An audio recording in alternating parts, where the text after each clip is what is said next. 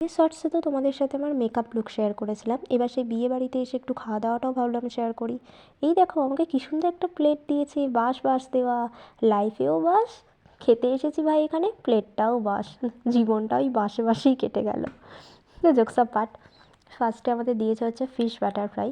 এটা না খুব সুন্দর খেতে ছিল, আমার খুব ভালো লেগেছিলো এটা খেতে, যদিও সব খাবারই ভালো, কারণ বিয়ে বাড়িতে এসে খাবার নিন্দা ভাই করি না, যেটাই হোক সেটাই ভালো, কারণ ইনভাইট করেছে এটাই অনেক বড় কথা।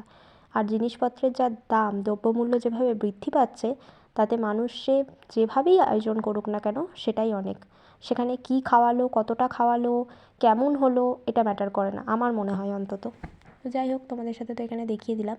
আমি তো অত বেশি বিয়েবাড়িতে গিয়ে খেতে পারি না, যেটুকু খেয়েছি সেটুকুই তোমাদের সাথে শেয়ার করেছি। মানে আমি দই কাতলাটা নিইনি, কারণ আমার পক্ষে সম্ভব ছিল না এত কিছু খাওয়া, আমি এত খেতে পারি না।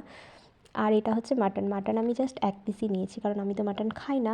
খাই না মানে খুব কম খাই, যেটা খুব ভালো লাগে তখনই খাই, ভালো না লাগলে অতটা খাই না। আর আমি বেশি খেতেও পারি না মাটন, এক পিসই খাই। পাঁপড় পড়ে গেছে, তারপর তো ওই সন্দেশ ছিল, তো মাঝে রসগোল্লা ছিল, যদিও আমি নিইনি, কারণ অত আমি নিয়ে খেতে পারবো না, তাও এটা নিয়ে খেতে পারছিলাম না। আর সবথেকে বিয়েবাড়ির প্রিয় জিনিস পান, যেটা থাকলে শুধু বিয়েবাড়ি না, অনুষ্ঠান বাড়িতে আমার সবথেকে প্রিয় হচ্ছে পান।